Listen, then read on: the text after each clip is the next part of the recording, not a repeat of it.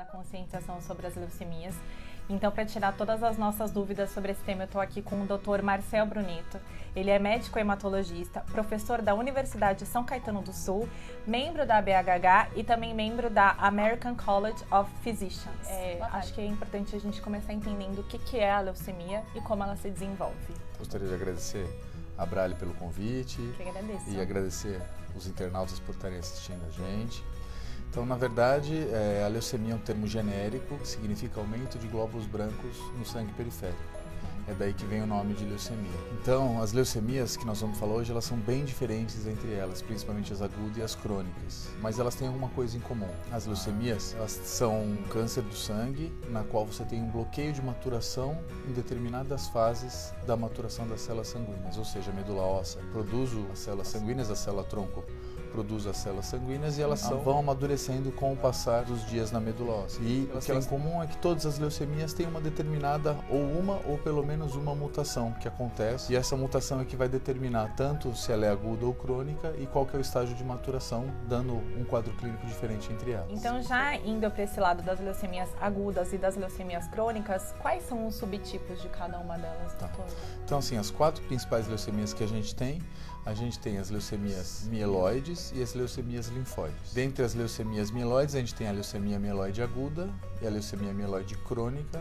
E dentre as leucemias linfóides, a gente tem as leucemias linfóides agudas e as leucemias linfóides crônicas, tá? A LLC. O que difere elas, basicamente, é o fato de elas serem agudas ou crônicas, tá? São doenças bem distintas. Elas têm o nome por uma questão histórica, mas são doenças muito diferentes entre si. A LLA e a LMA, elas são muito parecidas, que são as leucemias agudas, elas têm um comportamento muito semelhante e acontecem com um período de semanas.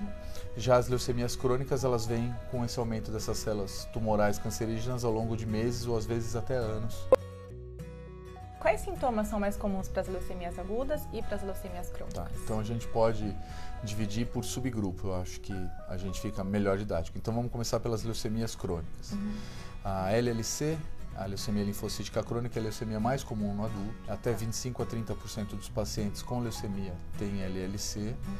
5 a 10% desses pacientes só que são sintomáticos. A gente vai falar, acho que um pouco mais para frente, dos sintomas da LLC. A LLC, ela é uma doença, via de regra, assintomática e descoberta por exames laboratoriais. Você faz um exame de rotina, você vai no seu médico, no seu clínico ou na ginecologista, ele pede um hemograma e o hemograma vem alterado.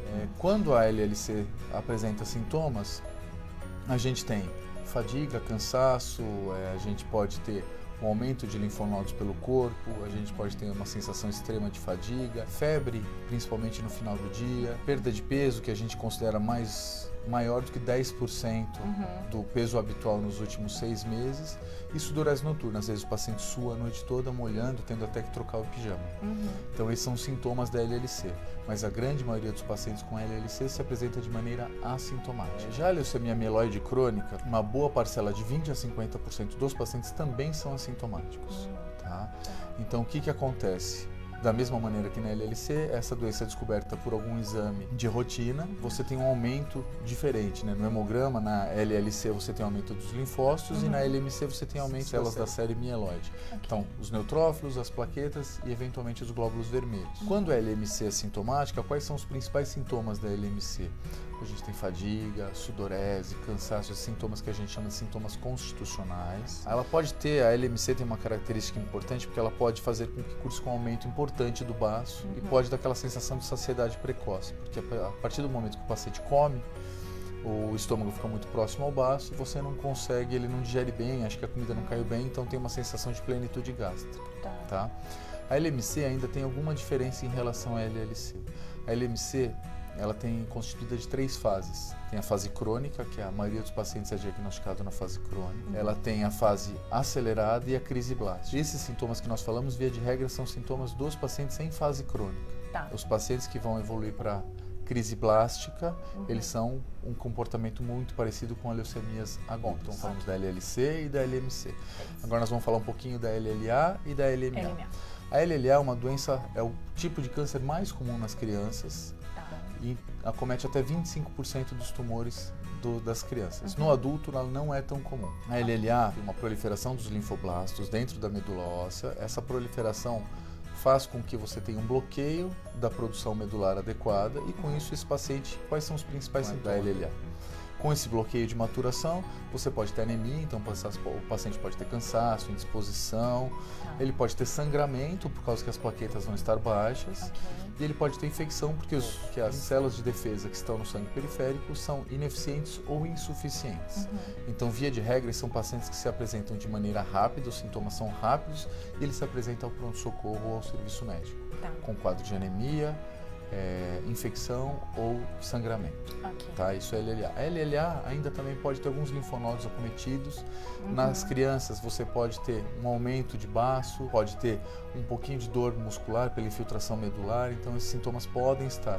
Mas são sintomas inespecíficos, então não é toda criança que tem dor muscular que a gente vai pensar em LLA. Exatamente.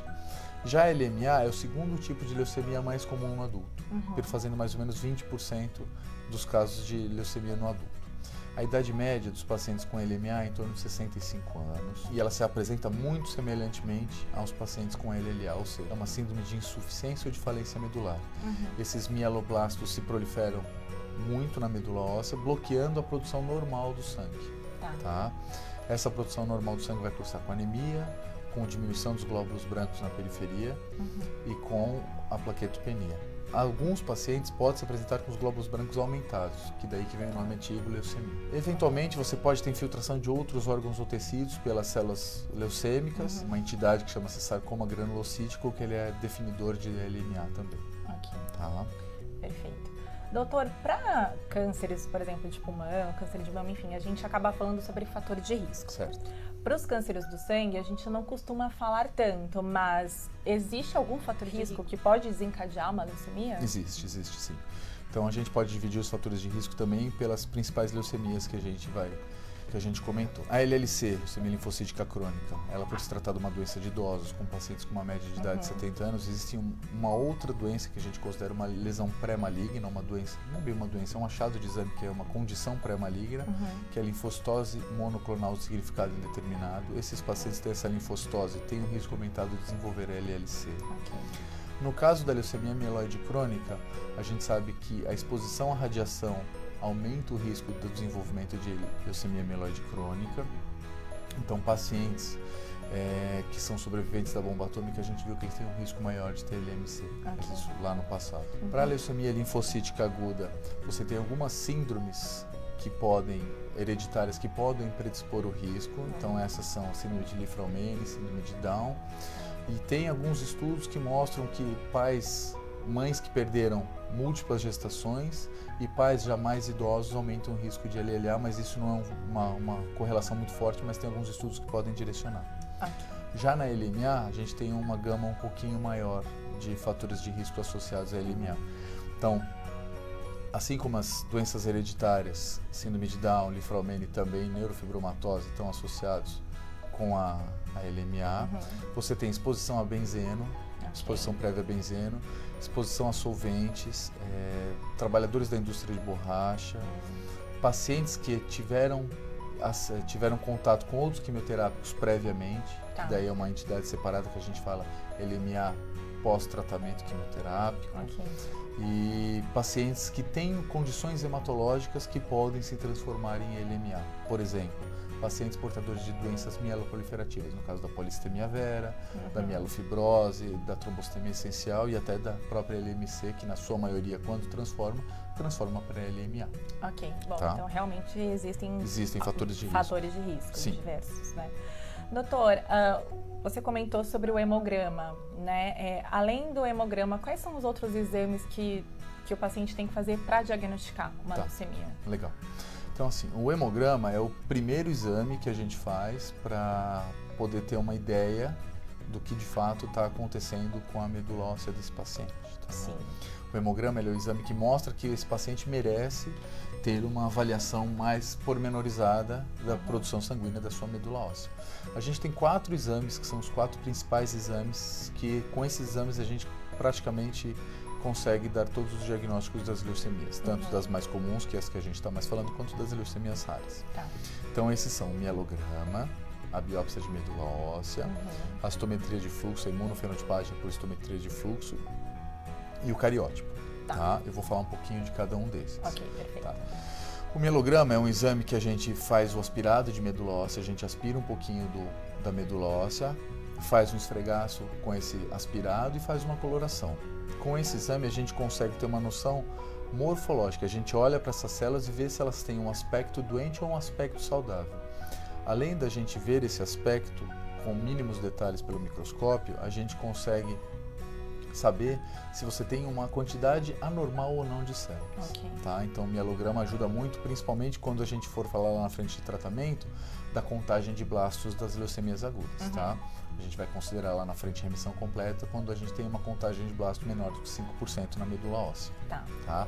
Já a biópsia de medula óssea, ela é muito semelhante ao mielograma na questão de resultado. Além de você olhar as células e a quantidade das células e a sua morfologia, você também olha um pouco mais do ambiente medular. Uhum. Se tem fibrose, se não tem fibrose, se você tem uma quantidade um pouco mais acurada da quantidade das células que você pode ter na medula. Uhum. Além disso, uma diferença é que a biópsia de medula óssea a gente consegue fazer algumas colorações que chama-se estudo imunohistoquímico, que nos ajuda a fazer alguma diferenciação quando necessário para dividir. Uhum. Já a citometria de fluxo e a imunofenotipagem, as células do sangue elas têm proteínas em sua superfície e hoje a gente consegue identificar quais são essas proteínas e classificar essas células adequadamente, porque antigamente a gente olhava para essas células no microscópio e a gente não conseguia dizer se elas eram da linhagem mieloide ou da linhagem linfóide. E a imunofenotipagem ajuda muito a gente a definir qual é a linhagem. Já o cariótipo, por banda G, ele faz uma análise das mutações ou das alterações cromossômicas que esse paciente porventura tem. Isso em especial é importante nas leucemias agudas porque essas mutações, essas alterações cromossômicas, elas são fundamentais para que a gente possa definir o risco desse paciente, que a gente vai falar um pouquinho mais para frente. Ok, então na verdade o paciente ele só vai precisar passar por esse processo de tirar o pedacinho, enfim, do osso, de fazer a coleta da medula óssea. De fazer a coleta da medula óssea e depois todos os exames são por laboratório. Sim, a gente faz a aspiração, no momento que a gente faz a coleta, a gente pode coletar ao mesmo tempo a biópsia de medula óssea, na qual você tira um fragmento ósseo do paciente, e o mielograma, que é um aspirado ósseo. Aí você retira um líquido, que é a medula óssea, e é enviado para análise, tá? Sempre que a gente precisar acessar a medula, a gente faz esses procedimentos. Exatamente. Doutor, as leucemias, elas são consideradas doenças raras, né, no geral. Mas desses tipos que a gente falou, tem alguns que são ainda mais raros. Certo. São muitos? São várias. São várias? São várias. Como que funciona? Então, assim, a definição da OMS de doenças raras é quando você tem 65 pacientes acometidos numa população de 100 mil habitantes. Tá? Então, as leucemias raras seguem mais ou menos essa mesma linhagem. Então, dentre as leucemias raras, a gente obviamente tem algumas mais comuns. Então, a gente vai comentar aqui de algumas que são mais comuns. A gente tem uma leucemia, que é uma leucemia que tem até um nome engraçado, que é a tricoleucemia, ou leucemia de células cabeludas. Ela é uma leucemia hoje que a gente consegue controlar com quimioterapia.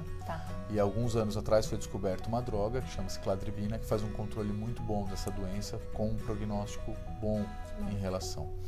Essa é uma das leucemias raras. Uma outra leucemia rara que a gente tem chama-se leucemia mielomonocítica crônica. Tá? A LMMC, ela é uma doença que ela esbarra em dois grandes grupos de doenças que a gente tem na hematologia, que são as síndromes ou as doenças mieloproliferativas e as síndromes mielodisplásicas. Então, no caso da leucemia mielomonocítica crônica, ela tem um pouco das características dessas duas doenças. Então, ela tem um aumento das células, uma proliferação e tem um atraso de maturação que é característica dessas doenças displásicas. A LMMC hoje é tratada com quimioterapia e também, dependendo da idade do paciente, o transplante alogênico de medula é a melhor opção para esses pacientes. Dentre essas outras, a gente tem as leucemias bifenotípicas, quando você tem uma leucemia aguda e você tem blastos que têm marcadores tanto mieloides quanto linfóides, essa característica é a imunofenotipagem que fala pra gente. Você tem leucemias de fenótipo misto, ou seja, você tem ao mesmo tempo uma leucemia linfóide aguda e uma leucemia mieloide aguda, que elas são bem raras também. Aí você tem outras leucemias, as leucemias linfoma T do adulto, que são comportados muito mais como linfoma do que como leucemias, no conceito de leucemia propriamente dito. Então, acho que essas são as mais comuns. Tem a leucemia de linfócitos grandes granulares, que é uma doença mais caracteristicamente de pacientes idosos. Então, a gente tem uma gama delas que a gente identifica e faz o tratamento.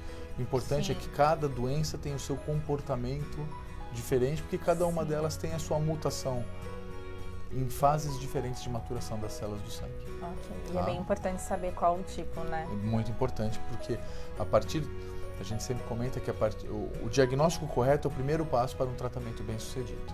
Com certeza. Doutor, o transplante de medula óssea, ele ainda é usado para tratar as leucemias, né? Qual é o tipo mais indicado? Então, varia. Então, sempre nas nossas perguntas eu vou tentar dividir em leucemia crônica e Claro, leucemia aguda, tá? Sim. Vamos começar pelas mais fáceis. As leucemias crônicas, via de regra hoje, raras exceções são indicados os transplantes de medula, tá? Via de regra, para as leucemias, o transplante que a gente faz é o transplante alogênico e não o transplante autólogo. Ok. Tá? Na LLC, são casos esporádicos de transplante alogênico de medula, ou seja, o tratamento da LLC quase nunca é feito com o transplante. Okay. Antigamente, antes dos inibidores da tirosinoquinase, a gente tratava a LMC em alguns casos de alto risco com transplante alogênico de medula, mas isso também com a evolução dessas drogas, que a gente vai comentar, a indicação de transplante está cada vez ficando mais escassas. Tá. Agora, já nas leucemias agudas, o transplante alogênico ele tem um papel importante. Tá? Ok. Então, quando a gente dá um diagnóstico de uma leucemia aguda, de acordo com as características moleculares e citogenéticas, a gente faz uma estratificação de risco desses pacientes. E a gente coloca esses pacientes em bom risco, um risco ruim ou um risco bom, mau prognóstico ou bom prognóstico, tá? Se essa doença é uma doença de alto risco de recorrência, a indicação é que a gente faça a quimioterapia de indução e uma vez alcançada a remissão completa, a gente já encaminha esse paciente para o transplante alogênico de medula. Então, o transplante é sim uma modalidade importante para a gente, para o tratamento das leucemias agudas principalmente. Perfeito. Doutor, por que o transplante autólogo não é indicado para um paciente com leucemia? Pela característica da terapia em si. Então, no caso do transplante alogênico, você está fazendo toda uma renovação, você está fazendo toda uma alteração do sistema imunológico desse paciente. Então, você tem um efeito que a gente chama do enxerto, que é a medula que você recebeu, versus o hospedeiro, que teoricamente é o seu corpo com a sua leucemia. Então, esse efeito imunológico dessa célula que foi enxertada em você, chama efeito do enxerto versus leucemia. E ele é fundamental para a manutenção desse paciente em remissão completa. Já o transplante autólogo de medula, você está infundindo a mesma medula, ou seja, a medula do paciente. E dentre essas células, possivelmente você pode ter alguma outra célula remanescente doente. Perfeito. Ainda sobre o transplante, no passado, eu li recentemente que isso inclusive ficou no passado, se fazia o transplante de cordão umbilical. Sim. E parece que hoje, por conta do transplante haploidêntico, essa não é mais uma modalidade tão usada. Exatamente, é isso mesmo? É isso. A gente, assim, o transplante de cordão, ele teve uma incidência muito maior em crianças, pela quantidade de células que a gente tinha no cordão, e cada vez hoje mais a gente está conseguindo fazer os transplantes haploidênticos, fazendo com que o transplante de cordão não seja mais uma das principais opções. Ele ainda é importante, mas não é. E para adulto a gente depende de banco de cordão. Então aqui no Brasil a gente não tem tão bem desenvolvido, a gente tem o banco de cordão, mas ele não está tão bem estabelecido como lá fora. Ok. Como é que o senhor vê essa questão da doação de medula óssea? Porque também no passado parece que as campanhas elas eram muito maiores, né? Para que as pessoas doassem medula. Hoje o Redome parece que tem mais de 4 milhões de doadores. Isso é o suficiente? Ainda é preciso continuar doando? Eu acho que a gente tem que... Acho que esse é um tema importante da gente comentar e a gente tem que ter alguns dados na mão. Então hoje, uma pesquisa recente do Redome, a gente tem praticamente 5 milhões, 4 milhões e 800 mil doadores de medula óssea. São bastante doadores. Em 2008 a gente tinha menos de 1 milhão. Então essas campanhas que foram feitas, elas surtiram efeito para que as pessoas se conscientizassem que é muito bom doar medula, que a doação de medula pode salvar uma vida. Apenas dos pacientes que necessitam de transplante de medula óssea, se a gente procurar na nossa família, apenas 30% desses pacientes vão achar um doador haploidêntico dentro da sua família. Então, 70% deles vão precisar de um doador que a gente chama de não aparentado. Ok. Tá? E para isso a gente precisa justamente de uma condição cada vez maior de doadores para que aumente a chance desses pacientes que precisem de doação de medula, que de fato tenham a disponibilidade de um doador. É importante ressaltar nessas campanhas também que a doação de medula é simples, é indolor, é fácil e que a gente pode estar salvando uma vida. Sim, e também é importante sempre manter o cadastro atualizado. Sempre manter o cadastro atualizado, perfeito. Doutor, agora entrando então em cada um dos tipos de leucemias, eu queria entender a questão do tratamento. Então, na LLA, a gente tem a questão da indução, consolidação. Como é que é o tratamento para LLA? Para LLA, tá bom. Então, assim, uma vez que a gente tem um paciente com uma suspeita de uma LLA, a gente faz os exames que nós comentamos, o mielograma, o cariótipo, a imunofenotipagem, a biópsia de medula. A gente tem o diagnóstico da LLA na nossa mão. Dentro desse diagnóstico, a gente vai subdividir esse paciente em alto risco e baixo risco. Tá? Então, qual que é a primeira ideia do tratamento? A primeira ideia do tratamento dos pacientes com LLA é que ele entre em remissão completa. Ok. Tá? Então, a gente faz uma quimioterapia de indução. E essa quimioterapia de indução, a gente visa eliminar as células blásticas ou as células leucêmicas deste paciente. Okay. Tá? Qual que é o critério? O critério é que ele tenha menos que 5% de blastos, quando ele tem mais que 100 mil plaquetas ou mais que independência transfusional. Então, essa é a definição de remissão completa. Uma vez que o paciente atinge a remissão completa, o tratamento subsequente vai depender da estratificação de risco. Se ele é um paciente de alto risco e tem doador disponível, a gente segue com o transplante de medula óssea. Tá. Se o paciente é um paciente que não tem doador disponível, é de baixo risco, a gente vai consolidar com quimioterapia. Então, a gente faz a consolidação com a quimioterapia e deixa esse paciente em manutenção, às vezes, até por praticamente 3 anos. A consolidação e a manutenção vai depender muito do protocolo que foi utilizado inicialmente, que são vários os protocolos, cada um com a sua peculiaridade para a escolha. Na LLA, a gente tem mais uma questão também, que é a questão do cromossomo Filadélfia, que nós vamos comentar um pouquinho, mas no tratamento, especificamente no início do tratamento da LLA, é fundamental a gente saber se esse paciente é Filadélfia positivo ou não, porque se ele for Filadélfia positivo, a gente tem que introduzir o inibidor de tirosinoquinase desde o início, porque ele é uma droga que mudou bastante a história natural desses pacientes, mas a gente vai comentar um pouquinho mais. Junto com a quimioterapia, no caso da LLA. Exatamente, tá. Junto com a quimioterapia e mantém após a quimioterapia. Perfeito. E o paciente com LMA, qual é o tratamento? LMA, a ideia do tratamento das leucemias agudas é muito semelhante. Então, o que a gente tem hoje na LLA? Qual que é o cenário diferente da LLA? Na LMA, a gente tem os pacientes que fazem a quimioterapia de indução, é a mesma coisa, a gente escolhe, faz o diagnóstico, faz a estratificação de risco para entender qual que é o risco desse paciente. E a gente faz a quimioterapia de indução. Uma vez que esse paciente atinja a remissão completa com a quimioterapia de indução, a gente vai proceder à consolidação, que pode ser com quimioterapia ou pode ser com transplante de medula óssea. Tá. Na LMA, a gente está tendo uma tendência mundial de estudar, porque o que acontece? Estudar a manutenção. Estou te dizendo isso porque o que acontece? Acontece que não é incomum na LMA os pacientes recaírem. E esse cenário de recaída da doença é um cenário de difícil tratamento para a gente. Tá? Então, os estudiosos estão pegando as ideias que foram bem sucedidas na LLA, que é a história da indução, consolidação e manutenção, e estão tentando trazer a manutenção para LMA também. Vários estudos, isso é uma coisa que está bem em voga agora no tema na área. Então, vários estudos estão tentando fazer a manutenção e vendo se isso de fato é benéfico para o paciente. Recentemente no Brasil, ano passado, nós tivemos a aprovação de uma droga que chama-se midostaurina. A midostaurina é uma droga que age para pacientes que têm uma mutação que chama-se FLT3.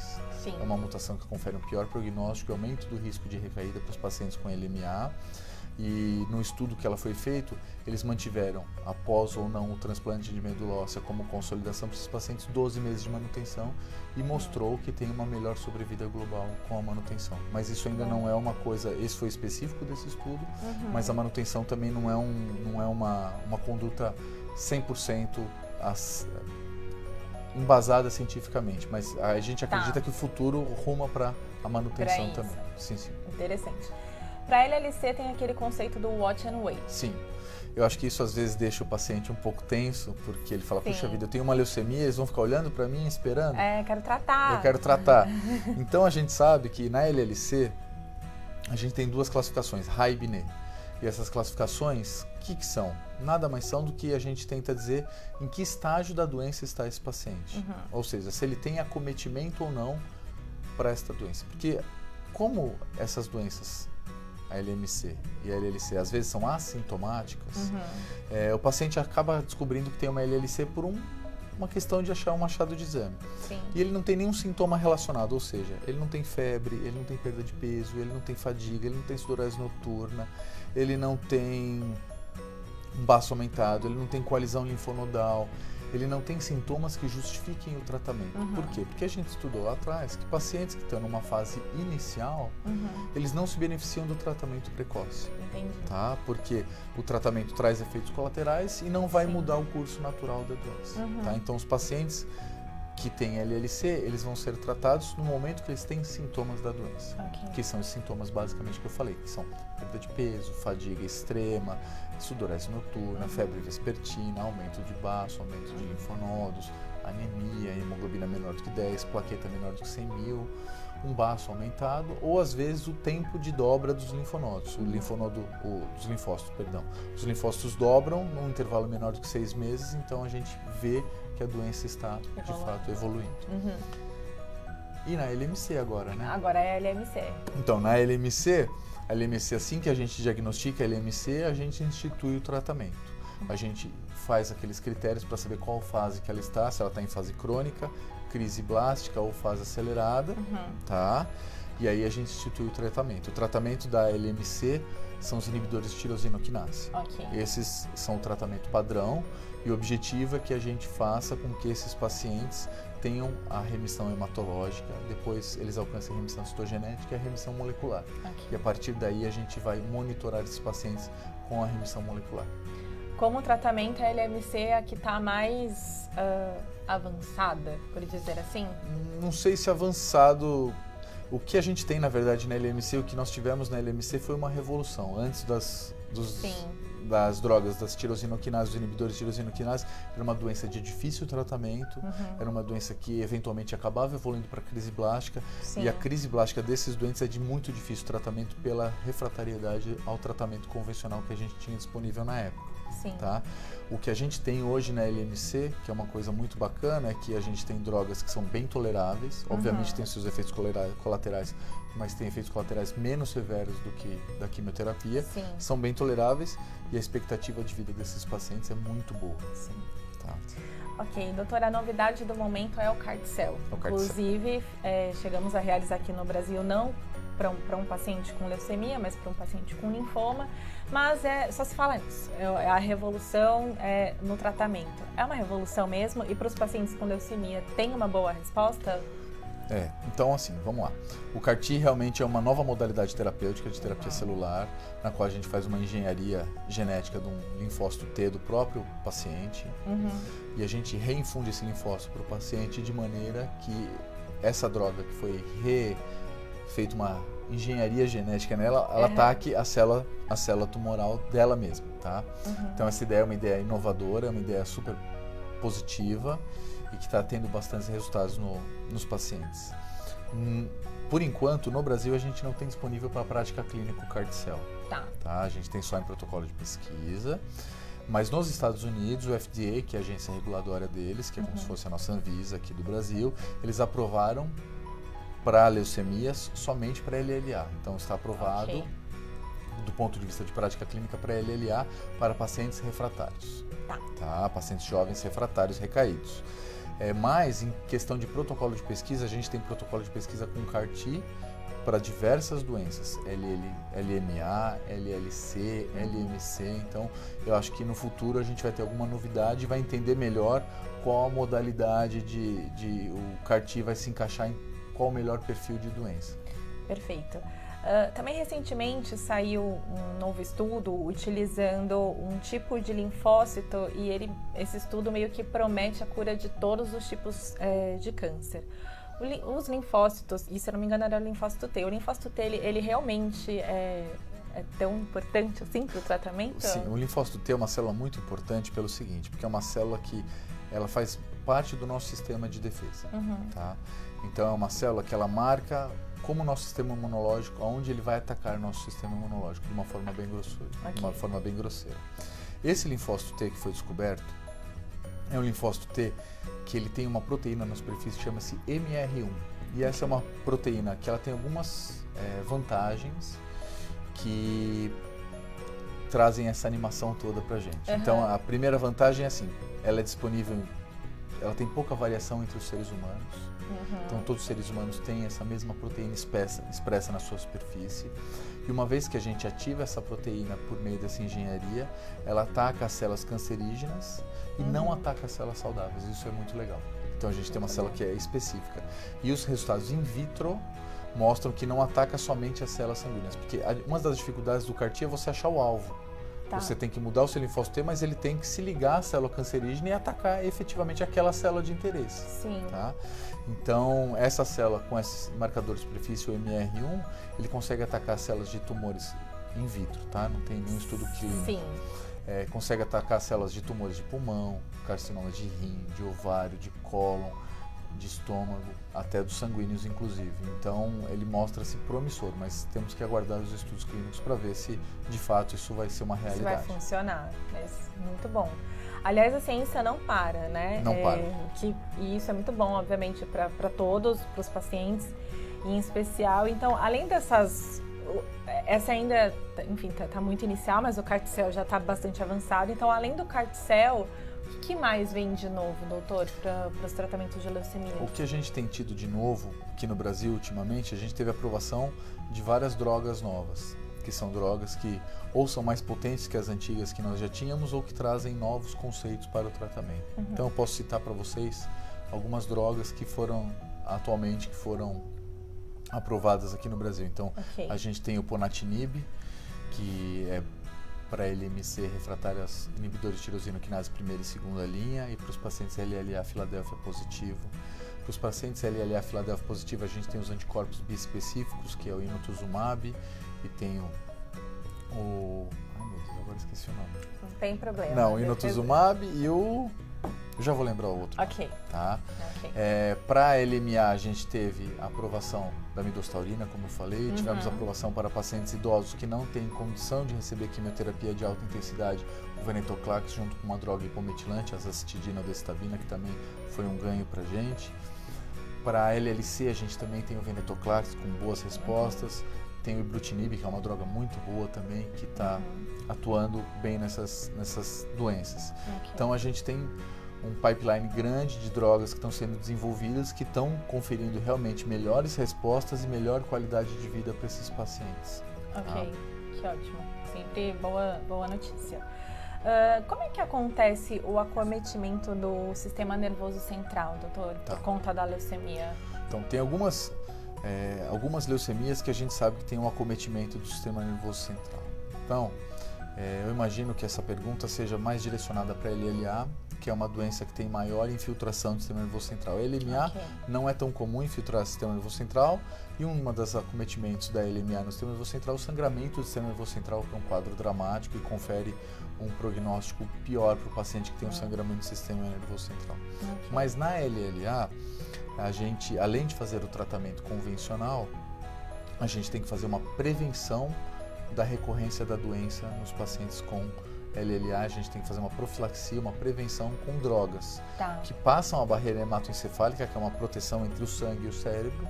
São algumas drogas que têm essa capacidade, metrotexate, a citarabina, e às vezes a gente faz, via de regra, como prevenção, a infusão da quimioterapia intratecal dentro da meninge, para que essa droga se distribua bem e possa prevenir a recorrência da doença no sistema nervoso central.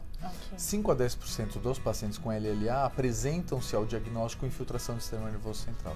Isso especialmente é importante porque esses pacientes têm uma chance maior de recaída e um prognóstico pior. Tá? Para esses pacientes que têm essa infiltração já em sistema nervoso central, a gente tem a modalidade de tratamento com quimioterapia intratecal mais forte, ou seja, com maiores doses. a gente pode fazer a quimioterapia sistêmica com doses mais potentes ou com uma periodicidade menor e pode até fazer irradiação do sistema nervoso central. Tá? A ideia do tratamento da profilaxia é a mesma, mas com intensidades diferentes. Ok, então tem tratamento. Tem tratamento, sim, tem tratamento. É Tá. importante a gente fazer o tratamento para esses pacientes. Ok. O ideal, quando ele não tem a infiltração no sistema nervoso central, é fazer a prevenção, a profilaxia. Tá? Perfeito. Ainda focada na LLA, lá atrás você comentou sobre a questão do Philadelphia positivo, né? Como ele acontece na LLA, e aí a gente também já entendeu que o tratamento vai ser diferente, mas eu queria que você falasse um pouquinho sobre Então, isso. os pacientes, antigamente, os pacientes com LLA, eles tinham, quando a gente classificava, era quase que um grupo à parte, LLA Philadelphia positivo. Justamente pela dificuldade que a gente tinha em conduzir a terapêutica desses pacientes. Tá. Por quê? Porque esses pacientes ou respondiam mal à quimioterapia inicial de indução e consolidação, ou quando eles respondiam, eles recaíam de maneira precoce. Ok. Tá? Então, esses pacientes tinham um prognóstico muito reservado, era muito difícil tratar esses pacientes.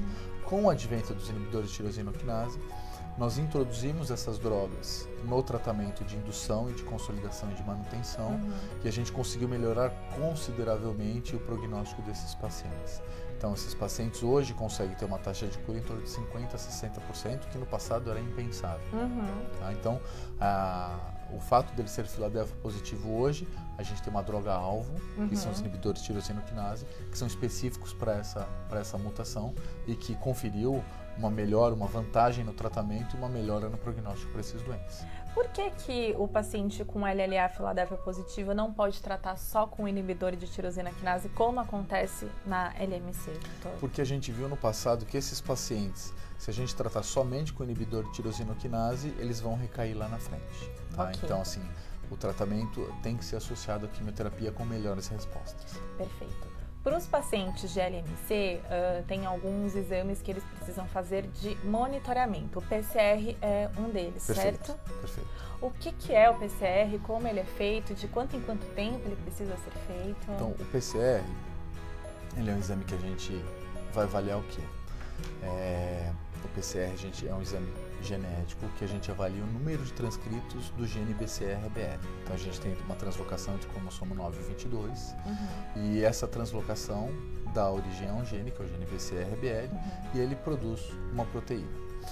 A gente, pelo método do PCR, a gente consegue quantificar quanto desses transcritos tem no nosso sangue, dos pacientes que são portadores de LMC.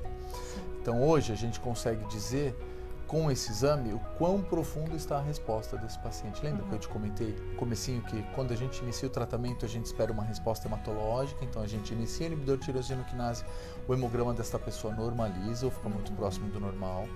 Aí depois o cariótipo dela normaliza, ou seja, a gente avalia em torno de 20 células preferencialmente. No começo ele tem as 20 células alteradas, aí depois com o tratamento ele tem só 2 células alteradas, por exemplo, e uma vez que ele normalize o cariótipo, a gente passa para a molecular, ou seja, cada vez mais a gente consegue ver a resposta mais profunda. E o PCR é fundamental, é o exame de sangue que a gente avalia o quanto tem circulando. Então hoje a gente consegue ver da ordem de 1 para 1000, você consegue ver uma célula mutada para 1000 normais, tá? Que interessante. Ele é importante para o diagnóstico também? Às vezes a gente usa o PCR para diagnóstico também, tá? A gente tem uma padronização internacional de chama RM 1, 2, 3, 4, 4,5 e indetectável. Tá. Então, o PCR ele é um guia para a gente conseguir essa resposta molecular. Ok. Então, a nossa expectativa, assim, quanto mais rápido essa resposta molecular ocorrer, melhor a gente vai ter o prognóstico desses pacientes, melhor é a resposta dele ao tratamento. Mas o objetivo atual é que a resposta molecular seja maior do que 4 a partir do 12º mês, ou seja, no primeiro ano do tratamento a gente faz a cada 3 meses, que foi a periodicidade que você perguntou pra gente. Ok. Para as leucemias agudas que estão em remissão, esse monitoramento para entender se as células com câncer, as células doentes, elas estão voltando, também é feito? Também é feito. Esse é um conceito novo também, que é um conceito que a gente está entendendo particularmente agora com essas descobertas moleculares e das mutações que a gente tem disponível. Então a gente tem um conceito que chama-se doença residual mínima. Então quando o paciente tem uma leucemia aguda, a gente faz o tratamento de indução a gente olha no microscópio, no mielograma, e a gente conta menos de 5% de blastos, a gente diz que esse paciente está em remissão completa. Tá. Mas tanto essa análise, às vezes ela pode ser um pouco superficial, ou seja, tem uma ou outra célula, tem uma quantidade menor de células, que não é capaz de gerar a sintomatologia e as alterações no paciente, de sintomas e sinais da doença, ou seja, então, clinicamente o doente está bem, no microscópio a gente vê que está tudo bem, mas a hora que você olha um pouco mais profundamente, você vê que pode ou não ter um pouco de resquício dessas células, que chama-se doença residual mínima, tá? Então, o paciente pode ser DRM, doença residual mínima positiva, ou DRM negativa. Qual que é a ideia da DRM? A gente tenta estabelecer o quanto isso é importante para o prognóstico. Então, os pacientes que têm DRM positivo, ou seja, que tem um pouquinho de células dentro, positivas ainda na sua doença, esses pacientes têm maior risco de recorrência e maior risco de ter a sua doença voltada a reativar, a recaída da doença. Então, para esses pacientes, a gente está desenvolvendo protocolos que são DRM positivo. Então, hoje a gente tem a ideia de que DRM dá um fator prognóstico, mas ainda não está 100%, os guidelines internacionais, a gente não está conseguindo 100% colocar tudo bem, esse paciente DRM, o que nós vamos fazer agora? Isso está sendo estudado para quem tem DRM positivo. Quem é DRM negativo, a gente sabe que vai melhor, ou seja, que tem menor chance de recorrência e maior taxa de sobrevida global de cura. Perfeito. Quando um paciente com leucemia precisa tomar sangue? Então, o paciente com leucemia precisa tomar sangue quando a gente tem alguns critérios, tá? De novo, as leucemias agudas mais importantes do que as leucemias crônicas, então a gente vai falar de alguns critérios. Se o paciente tem uma anemia sintomática e hemoglobina entre 7 e 10, a gente costuma transfundir esse paciente. Menor que 7, via de regra, a gente transfunde sempre, tá? Isso é transfusão de concentrados de massa ou de glóbulos vermelhos, tá? Então, se ele tem uma anemia sintomática, se ele está cansado, se ele está com fadiga, se ele tem algumas doenças subjacentes, a gente faz a transfusão de sangue para esses pacientes. No caso das plaquetas, a gente pode transfundir as plaquetas de maneira terapêutica, ou seja, o paciente está sangrando e tem menos do que 50 mil plaquetas, a gente transfunde a plaqueta para esse paciente para ajudar a parar de sangrar. Se esse paciente só está com as plaquetas baixas por conta da quimioterapia, mas não está sangrando, a gente tem outros valores de gatilho que a gente chama menor do que 20 mil, se ele estiver tratando uma infecção, ou menor do que 10 mil, se ele não tiver nenhum sintoma, a gente transfunde da mesma maneira as plaquetas, tá? Ok. Antes de entrar aqui nas perguntas que a gente recebeu de vocês, como última pergunta, eu queria saber se tem algum estudo clínico acontecendo aqui no Brasil para as leucemias. Tem. A gente tem os estudos acontecendo aqui no Brasil, a gente tem um estudo que vai ser aberto agora para a LLC, tá? O Dr. Rodrigo Santucci que está conduzindo esse estudo para pacientes que não foram tratados. Para pacientes com LMA, a gente tem aqui no Brasil 3 estudos fase 3, todos eles usando drogas para pacientes que não se enquadram para terapia de alta dose, tá? Mas que tem mutações do gene IDH1, IDH2 e FLT3 com as drogas enazedenib, ivosidenib e o quizartinib para FLT3. Então essas drogas estão em estudo. Tá? Perfeito. Então, vou começar aqui com a pergunta da Juliana Santos. Vamos lá. Ela perguntou, tem previsão de os pacientes com LMC pararem de tomar a medicação após anos de remissão? Essa pergunta é boa. Tá? Então, muitos falam sobre isso. Sim, esse é um tema importante, é um tema que a gente tem bastantes estudos internacionais mostrando que pacientes que já tomam inibidores de tirosinoquinase há alguns anos e têm uma resposta molecular profunda, a gente pode começar a pensar em parar os inibidores de tirosinoquinase. Isso ainda está em estudo, tá? Mas eu acredito que no futuro isso vai ser uma realidade. Para isso, a gente vai ter que monitorar muito de perto esses pacientes. Os dados que a gente tem, dados aproximados, é que metade dos pacientes voltam a tomar, os que tenham suspendido a droga, voltam a tomar o medicamento sem transformação, volta a tomar habitualmente sem problema, mas metade dos pacientes consegue parar de tomar o medicamento, o que é muito legal. O que é muito legal. O que é muito bom. Até porque antigamente a gente nem imaginava parada desses medicamentos. Quando começou, nunca a gente imaginava isso, não podia imaginar, e a gente viu que ele evoluiu tão bem de maneira que hoje a gente já pensa até em parar. Então a pergunta da Juliana ela é bem pertinente. Eu acredito que no futuro vai ser uma questão de prática clínica, que a gente vai poder fazer essa parada. Mas hoje, atualmente, a gente não tem como fazer isso. Isso que eu ia te perguntar. Então o paciente, hoje ele não pode, não quero mais tomar, não vou mais tomar. De jeito nenhum, não. Não pode. Ele continua tomando, conforme a prescrição do seu médico. Faça aderência ao tratamento, é fundamental tomar o remédio direitinho. A gente sabe que quando a gente toma o remédio por muito tempo, esses medicamentos não são isentos de efeitos colaterais. Sim. Mas é fundamental para ele conseguir controlar a sua doença, a sua leucemia. Então não pare de tomar. A hora que a gente tiver estudado melhor, que a ciência tiver melhor estudado, a gente vai saber exatamente quais são os parâmetros para parar e a gente vai conseguir te dar segurança para poder parar com segurança. Perfeito. Tá. A Natália Barçante perguntou: linfoma de células do manto pode virar uma leucemia? Boa pergunta da Natália. Na verdade, o que a gente tem... A resposta é não, tá? Não pode virar uma leucemia no conceito que nós estamos falando. Se a Natália lembrar do comecinho da nossa conversa, que eu falei que leucemia significa células brancas aumentadas no sangue periférico, o que acontece? O linfoma do manto, às vezes as células, os linfócitos do linfoma do manto, eles vão para o sangue periférico. E aí a gente tem um aumento desses linfócitos do linfoma do manto no sangue periférico, que a gente chama de linfoma leucemizado. Mas não é igual a uma leucemia, são doenças de comportamentos diferentes. Perfeito. Tá? Então o linfoma do manto não pode virar uma leucemia. Tainan Lopes perguntou: doutor, fale um pouco sobre a leucemia promielocítica. Tá bom, então vamos falar um pouquinho para a Tainan.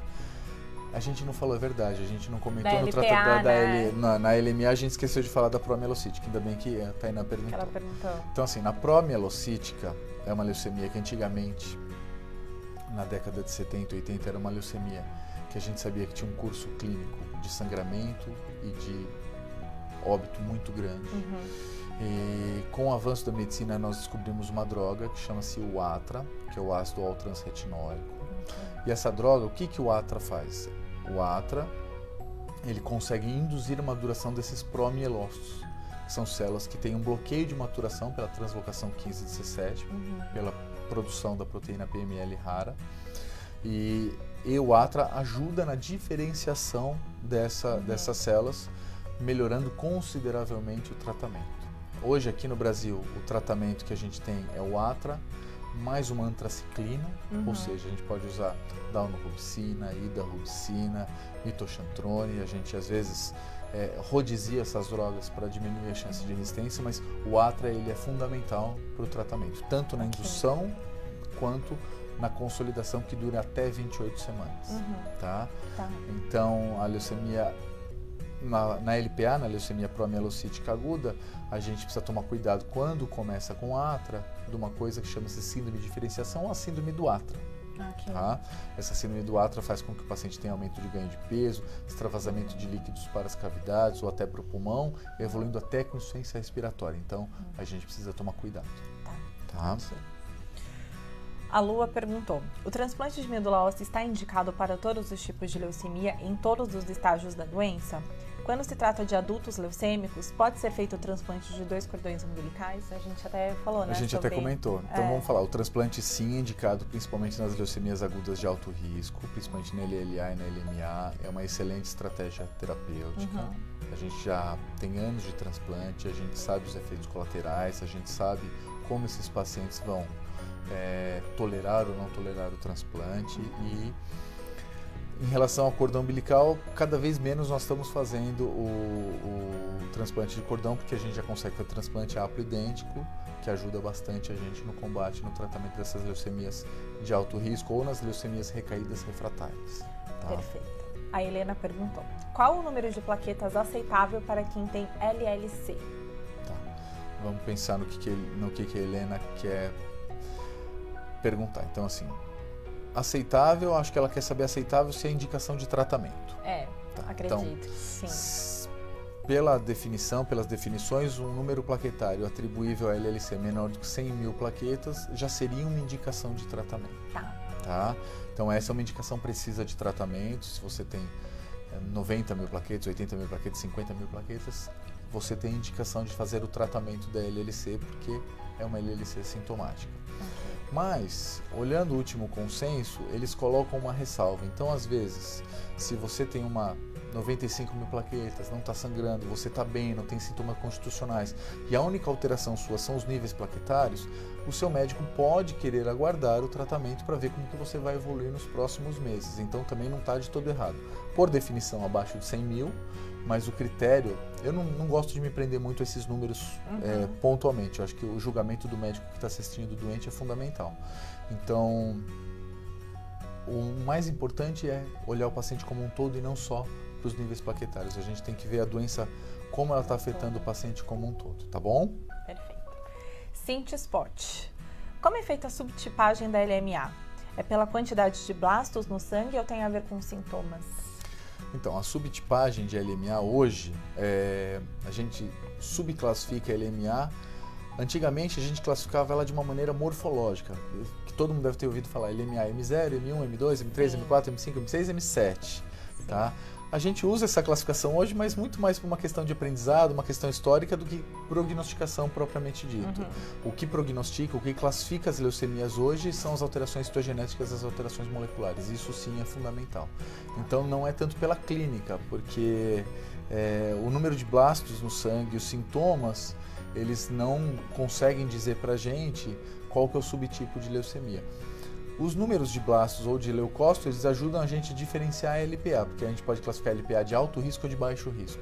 Tá. Os leucócitos, o número de leucócitos, ele é fundamental para dizer isso pra gente, se ela é de alto ou de baixo risco, tá? Na leucemia proamielocítica aguda.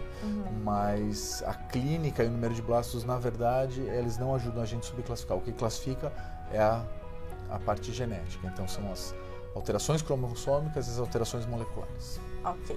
A Ivani Lopes perguntou: uma pessoa com LLC por trissomia de cromossomo 12, realizei os exames de cariótipo e ficha há 3 anos quando diagnosticada. Legal. Recebe o mesmo tratamento das pessoas que estão com linfoma não Hodgkin de células B pequenas? Sim, a resposta é sim. Se você tiver indicação de tratamento, a sua resposta, porque assim, a LLC e o linfoma linfocítico de pequenas células são a mesma doença. Ok. A característica genética e imunofenotípica é a mesma. A diferença é que uma tem mais acometimento linfonodal e outra tem mais acometimento de sangue periférico. Okay. Mas sim, o tratamento é o mesmo. Se você tiver indicação, quais são as indicações? Então, as indicações são aquelas: fadiga extrema, perda de peso mais de 10%, febre, sudorese noturna, tempo de dobra de linfócitos maior do que 6 meses, anemia HB menor que 10, a plaqueta menor que 100 mil, baço grande, coalescência de linfonodos ou doenças autoimunes associadas. Às vezes o paciente tem LLC e faz uma anemia hemolítica autoimune, uma plaquetopenia autoimune, e aí você tem que tratar, porque isso é por conta da doença de base da LLC. Então, se tiver indicação de tratamento, sim, trata-se da mesma maneira. Perfeito. A Tereza Cristina Tomás da Silva perguntou: boa tarde, tenho LLC, não estou em tratamento e faz algum tempo estou tendo hipotermia. Minha temperatura cai para 34. O que eu faço? O que pode ser? Olha, a medida de tempo, a primeira questão que a gente pode deixar para ela é a seguinte: que a hipotermia não faz parte do quadro clínico da LLC. Ok. Tá? Isso é importante. Tá. Então, às vezes, alguns pacientes, a hipotermia pode ser um sinal de gravidade de infecção, mas isoladamente não é um indicativo de infecção. Tá?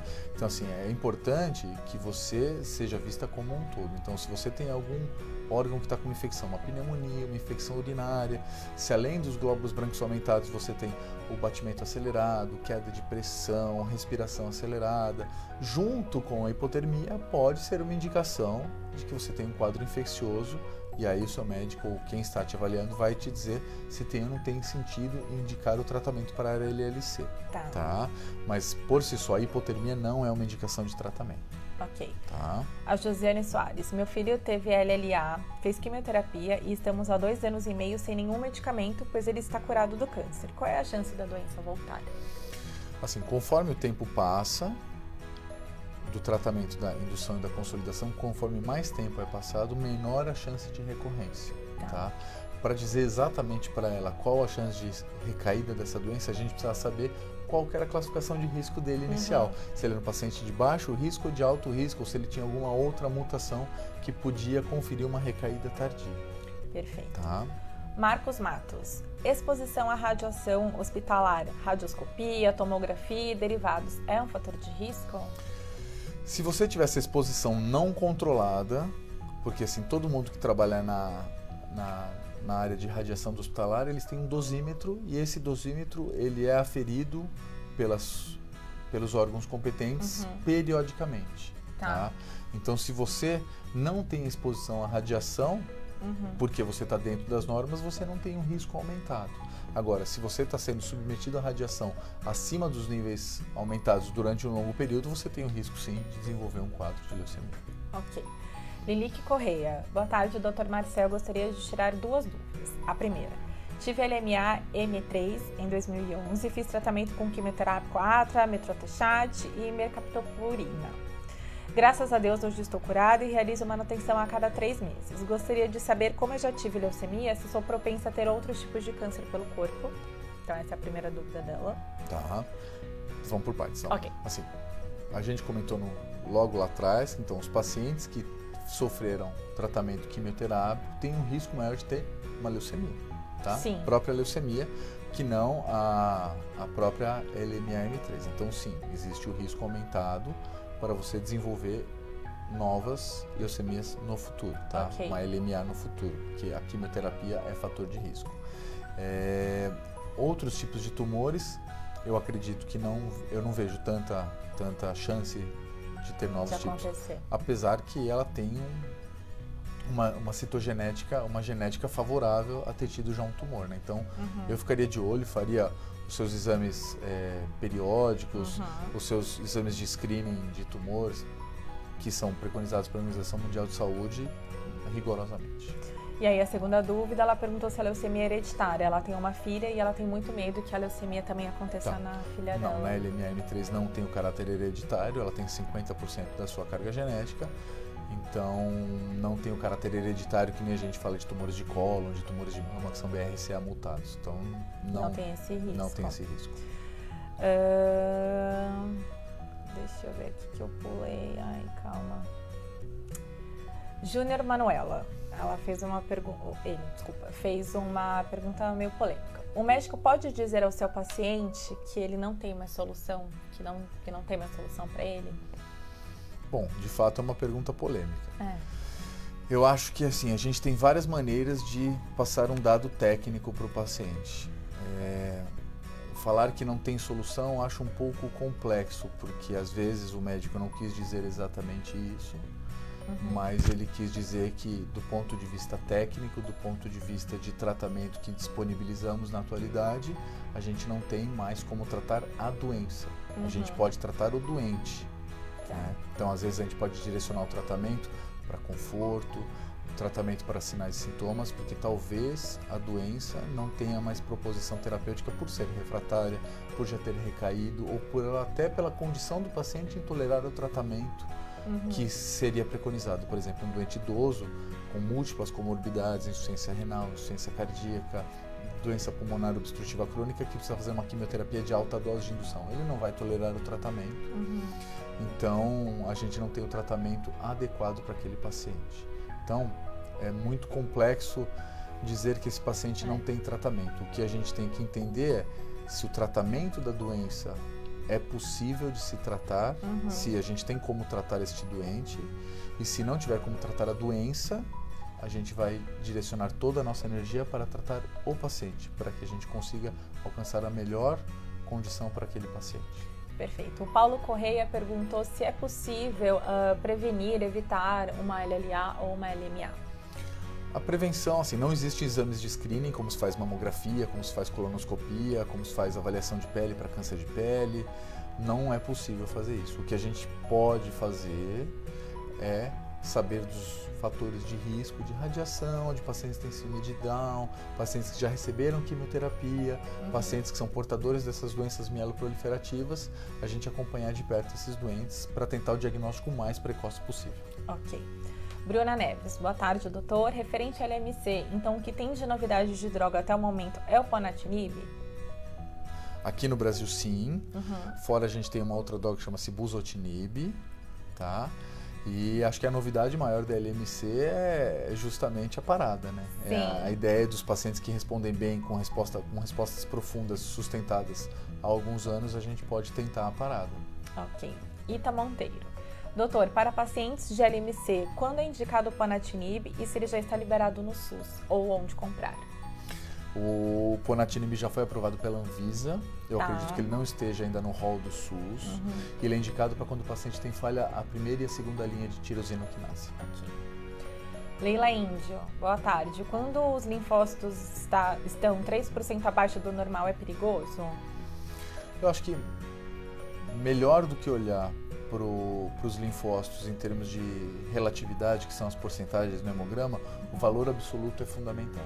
Então a gente tem que olhar para o valor absoluto, então não sei dizer exatamente se dentro desses leucócitos totais, esses linfócitos 3% abaixo estão dentro do valor absoluto, mas eles estando acima de 900 e em torno até de 3.000 linfócitos, para hematologista a gente dá um descontinho até 5.000, a gente não se preocupa tanto. Okay. Então, mas mais do que isso, o fundamental é não olhar só para o exame, é olhar para a clínica do paciente. Então a gente tem que ver o paciente, ver se esse exame alterado tem alguma correlação clínica. Então, às vezes o paciente tem linfócito, por exemplo, no caso dela, 3% abaixo, mas leva uma vida normal, saudável, não tem nenhuma restrição, não toma nenhum medicamento que possa justificar essa linfopenia. Então, tem que olhar para o caso como um todo e não somente para o exame, isso é fundamental.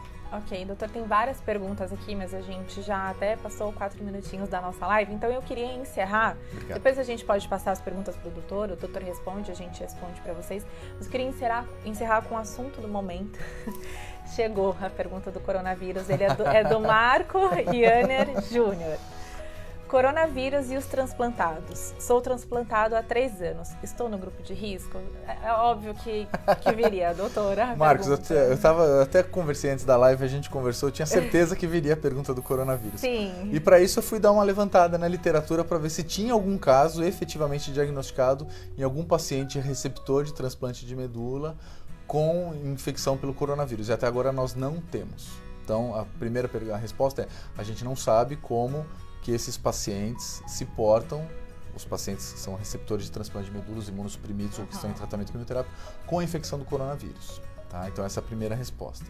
O que a gente sabe historicamente? Que as infecções respiratórias virais são fundamentais, são importantes em termos de morbimortalidade nos pacientes receptores de transplante de medula óssea ou imunocomprometidos. Então, por influenza, parainfluenza, adenovírus, o próprio coronavírus. Então, a gente sabe que esses pacientes têm uma pior evolução quando infectados no contexto de imunossupressão.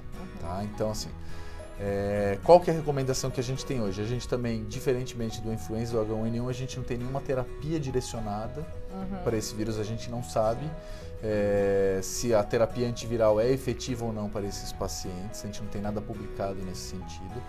Então, o que a gente sabe, qual que é a recomendação que a gente dá e a recomendação do Manual do Ministério da Saúde? Primeiro, prevenção. Então, é fundamental a prevenção, uso de álcool gel, máscara, você se prevenir da infecção entre os outros pacientes contatantes ou pessoas que tiveram contato com vírus ou síndromes gripais.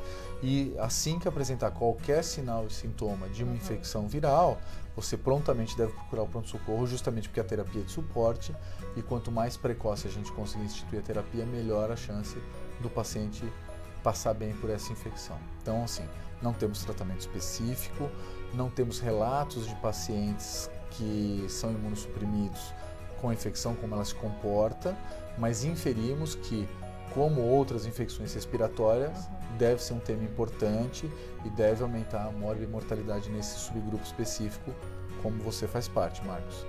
A gente sabe que o coronavírus tem uma mortalidade muito aumentada em idosos, em acima de 80% até quase praticamente 15%, e nos portadores de doença cardiovascular. Mas especificamente no nosso grupo de interesse, que somos os nossos pacientes e vocês, a gente não tem um dado científico específico ainda. Tá ótimo. Doutor, muito obrigada por todos os esclarecimentos. Obrigado. Até uma próxima. Tchau, gente. Tchau, gente. Obrigado.